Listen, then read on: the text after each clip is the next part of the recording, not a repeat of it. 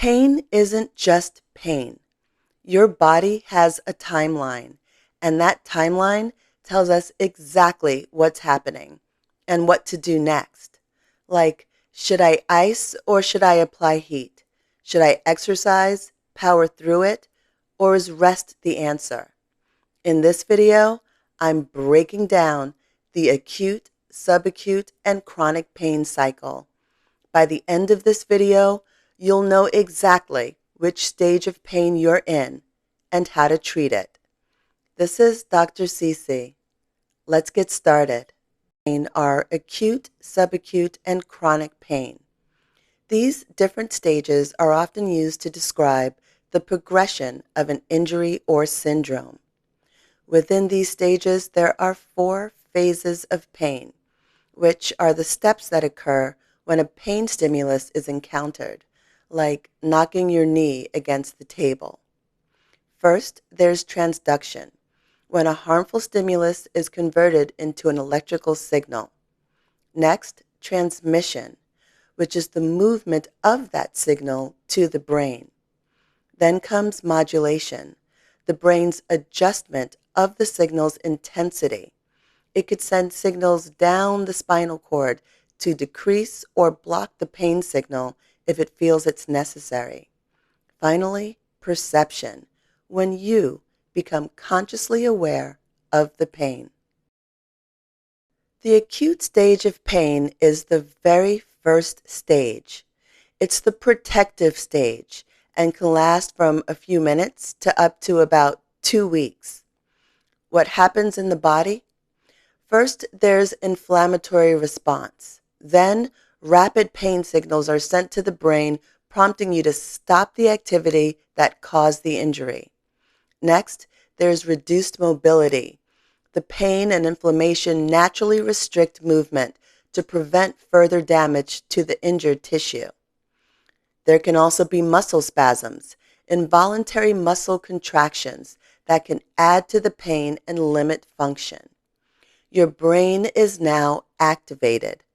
The acute pain experience activates areas of the brain associated with fear, anxiety, and worry.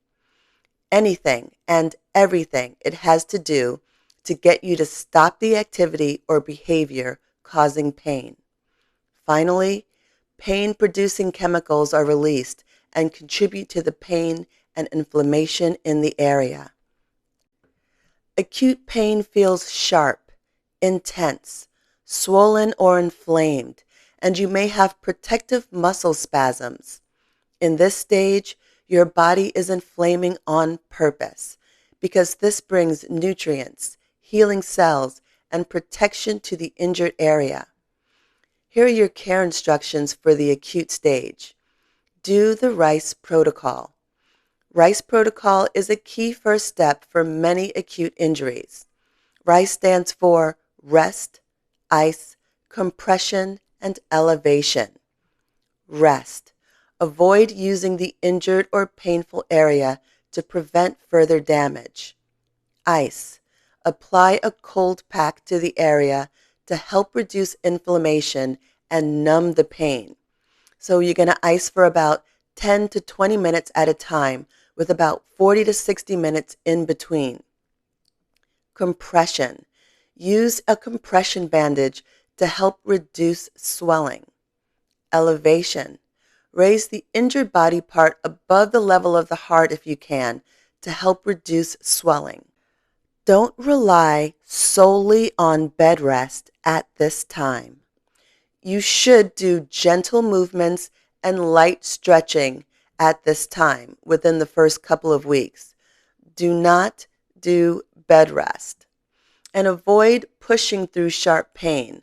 Avoid heavy lifting, aggressive stretching, and also prolonged sitting. Also avoid heat. Do not apply heat to an acute injury because this can increase blood flow and worsen swelling. When to see a professional? Well, if the pain is severe, if home care measures do not improve your symptoms, or if you have a more serious injury that requires a proper diagnosis. The subacute stage is the repair stage, and it can last anywhere from 2 to 6 weeks. The subacute stage happens if the acute stage isn't resolved. In this stage, the swelling is down, tissues are healing, and now your body needs movement, circulation, and alignment to remodel correctly.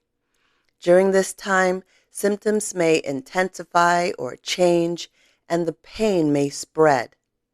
What's happening in the body is tissue repair begins, inflammation decreases, new blood vessels form, scar tissue forms, and the risk of re-injury is high at this time because the new fragile tissue cannot withstand as much stress as normal tissue, creating a high risk of re-injury if you return to activity too quickly. How this affects the pain is no longer constant and becomes more mechanical, occurring only during certain movements that irritate the injured structure or scar tissue. You may experience a gradual reduction in pain as inflammation subsides. This stage has the potential for setbacks. Pushing the injured area too hard during this stage can cause damage and send you right back to the acute stage. The subacute stage feels achy, tight, stiff in the morning. It feels almost better, but not 100%. Here are your care instructions during this stage. Focus on gentle, pain-free movement to restore function. Remember, tissues are healing, but they're still fragile. Begin with gentle range of motion exercises and low-intensity movements like isometric exercises, gradually increasing activity as tolerated and guided by a professional.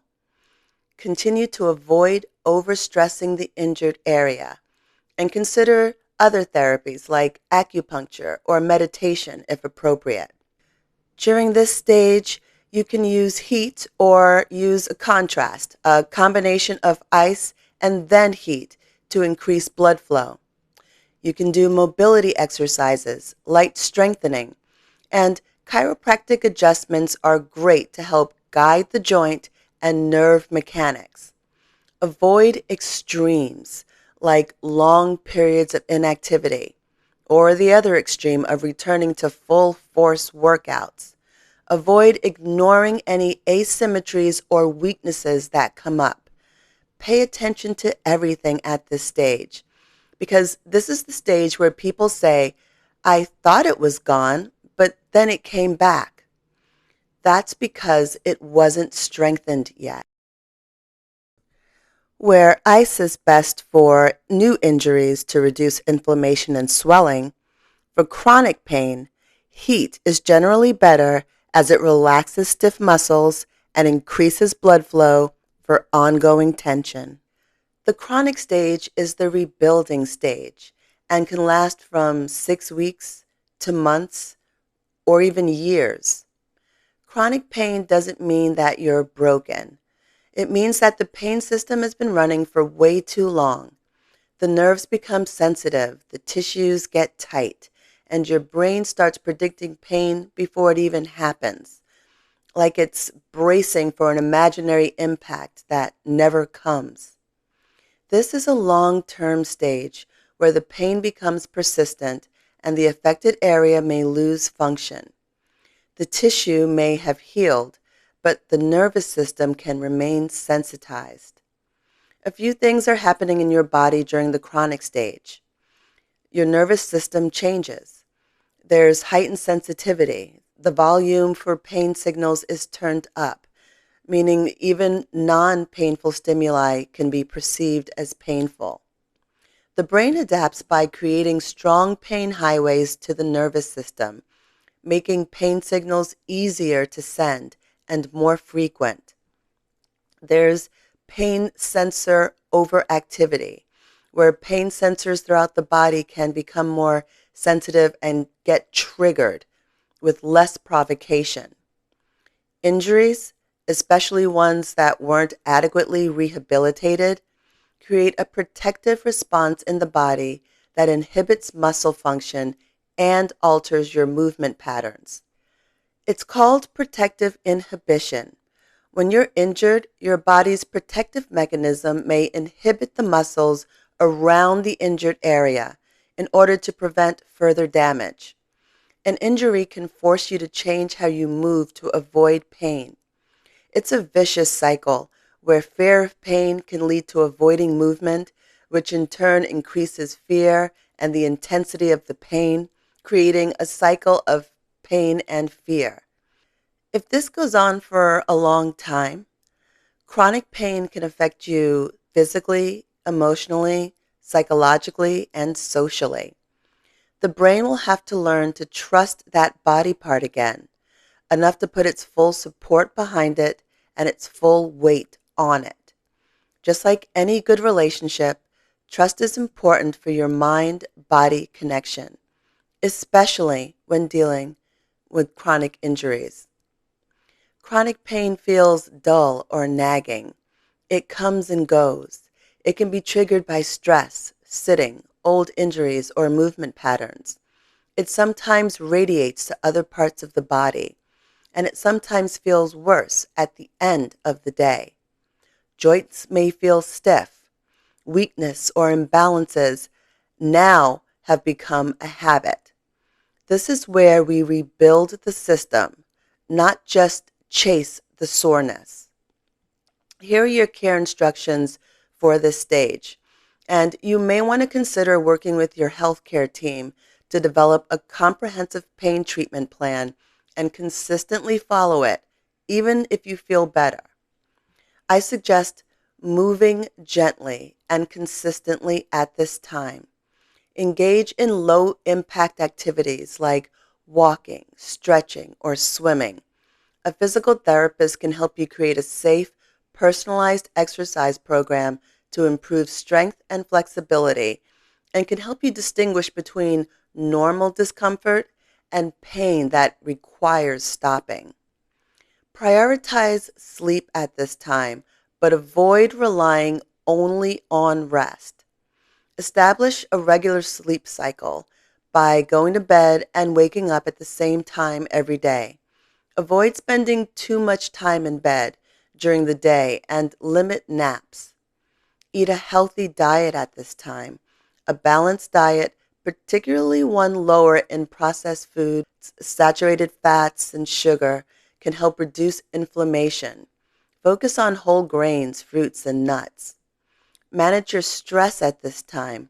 Incorporate relaxation techniques like deep breathing, meditation, ASMR, or yoga can be great to help loosen muscles and reduce tension. And avoid certain substances like smoking because it restricts blood flow and can hinder healing. And excessive alcohol can cause nerve damage.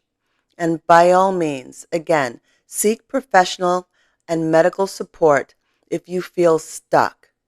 You do not want to stay stuck in the chronic stage of pain. Think of pain like healing chapters. The acute stage is protection. Subacute is repair. And chronic is rebuilding. When you know the chapter, you know the strategy. Thank you for joining me on this deep dive into the 3 stages of pain. Like and subscribe to the channel for more content on posture, movement, and your nervous system. Videos drop weekly. This is Dr. CC. See you next video.